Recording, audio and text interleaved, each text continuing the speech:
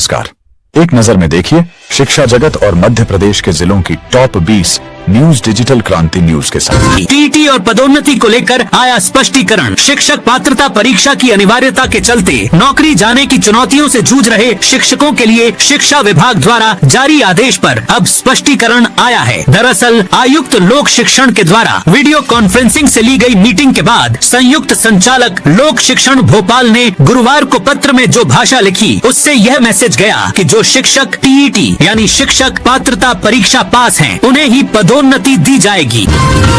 कि एमपी में अफसरों के विदेश दौरों पर रोक। मध्य प्रदेश सरकार ने सरकारी खर्चों पर बड़ी सख्ती लागू कर दी है। वित्त विभाग ने शुक्रवार को आदेश जारी कर सरकारी खर्च पर होने वाले अफसरों के विदेश दौरों पर रोक लगा दी है। अब सरकारी काम से हवाई यात्रा सिर्फ इकोनॉमी क्लास में होगी। अगले 2 साल तक होटलों और व्यावसायिक केंद्रों में कार्यशाला, बैठकें और प्रशिक्षण कार्यक्रम आयोजित नहीं किए जाएंगे। नई कंसल्टेंसी सेवाओं के अनुबंध पर भी रोक लगा दी गई है। क्या है बीच में कोचिंग छोड़ने पर स्टूडेंट्स को वापस मिलेगी फीस। मध्य प्रदेश में निजी कोचिंग संस्थानों पर पहली बार व्यापक नियमन लागू करने की तैयारी है। सरकार मानसून सत्र में निजी कोचिंग संस्थान पंजीयन एवं विनियमन विधेयक 2026 पेश कर सकती है। प्रस्तावित कानून के तहत यदि कोई छात्र बीच में कोचिंग छोड़ता है तो संस्थान को 10 दिन के भीतर शेष फीस वापस करनी होगी। इसके साथ ही पंजीयन, प्रवेश, विज्ञापन और संचालन से जुड़े कई नए नियम लागू होंगे। प्राथमिक शिक्षक व प्राथमिक विशेष शिक्षक के लिए वेरिफिकेशन। हाई कोर्ट के आदेश के बाद प्राथमिक शिक्षक एवं प्राथमिक शिक्षक विशेष शिक्षा 2026 के चयनित उम्मीदवारों के लिए दस्तावेज अपलोड एवं सत्यापन की कार्यवाही शनिवार से शुरू होगी। कर्मचारी चयन मंडल द्वारा आयोजित वर्ष 2025 की परीक्षा के परिणाम के आधार पर चयनित उम्मीदवारों के लिए ये प्रक्रिया 18 जुलाई 2026 से शुरू होगी। कि अब स्कूल छोड़कर दूसरे काम नहीं कर सकेंगे। जबलपुर के भी शिक्षक भोपाल से प्राप्त निर्देशों के बाद जिला शिक्षा अधिकारी ने स्पष्ट किया है कि जिन शिक्षकों का विभिन्न कार्यालयों, संस्थाओं अथवा अन्य गैर शैक्षणिक कार्यों में संलग्नीकरण किया गया था, उन्हें तत्काल प्रभाव से कार्य मुक्त कर उनकी मूल पदस्थापना वाले विद्यालयों में उपस्थित होने के निर्देश दिए गए हैं। हाई कोर्ट ने दिया था 45 दिन में भर्ती पूरी करने का आदेश। वर्ष 2018 की उच्च माध्यमिक शिक्षक भर्ती में आर्थिक रूप से कमजोर वर्ग EWS के रिक्त पदों पर नियुक्ति का मामला 2 वर्ष से अधिक समय बाद भी अधर में है। एकल पीठ द्वारा राज्य शासन और लोक शिक्षण संचालनालय को 45 दिन के भीतर भर्ती प्रक्रिया पूरी करने का निर्देश दिए जाने के बावजूद पात्र अभ्यर्थियों को अब तक नियुक्ति नहीं मिल सकी है। 4 IAS, IPS, IFS को केंद्र की नसीहत। सरकारी बैठकों में निर्णय लेने में लेटलतीफी और लंबी उबाऊ मीटिंग से होने नुकसान को लेकर केंद्र सरकार ने नई गाइड जारी की है। इसमें प्रदेश में उच्च पदों पर बैठे IAS, IPS और IFS अफसरों के लिए केंद्र सरकार ने वर्किंग को लेकर नसीहत दी है। केंद्र ने मुख्य सचिव को पत्र लिखकर कहा है कि अपने अधिकारियों को समझाएं कि अपनी दैनिक कार्यशैली में छोटे छोटे सुधार करें, तो इससे कार्य कुशलता, तनाव प्रबंधन और प्रशासनिक गुणवत्ता में सुधार आ सकता है।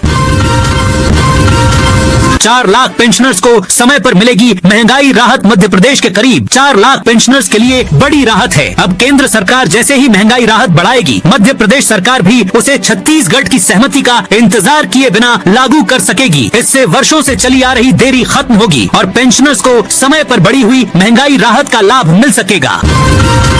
जनगणना में खुलेगी प्रॉपर्टी टैक्स चोरी की पोल। प्रदेश के शहरी क्षेत्रों में प्रॉपर्टी टैक्स और जलकर की चोरी पर रोक लगाने के लिए राज्य सरकार बड़ा कदम उठाने जा रही है। फरवरी 2027 में होने वाली जनगणना के दौरान प्रगणकों एन्यूमरेटर से विशेष सर्वे कराया जाएगा, जिसके जरिए यह पता लगाया जाएगा कि किन मकानों और व्यावसायिक प्रतिष्ठानों पर टैक्स लागू होने के बावजूद कर जमा नहीं किया जा रहा है।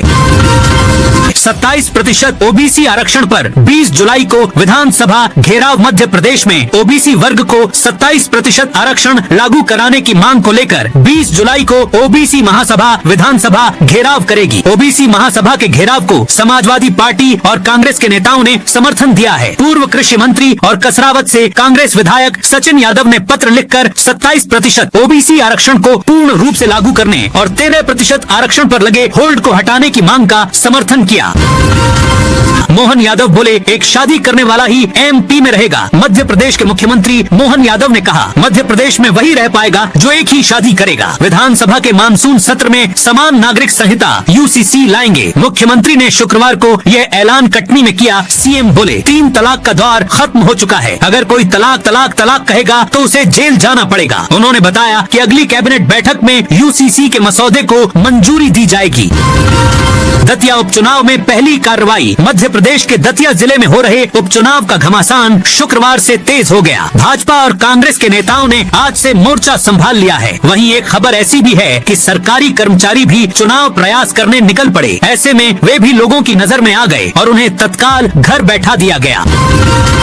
महाकाल मंदिर में अब कैरेट मीटर से दानदाता के सामने होगी सोने चांदी की शुद्धता की जांच। विश्व प्रसिद्ध ज्योतिर्लिंग महाकाल मंदिर में दान प्रक्रिया को अधिक पारदर्शी और विश्वसनीय बनाने की दिशा में बड़ा कदम उठाया गया है। अब मंदिर में दान स्वरूप प्राप्त होने वाले सोने और चांदी के आभूषणों की शुद्धता कैरेट मीटर मशीन से जांची जाएगी। खास बात यह है कि दानदाता की मौजूदगी में ही धातु की शुद्धता की जांच होगी, जिससे दान प्रक्रिया पूरी तरह पारदर्शी रहेगी।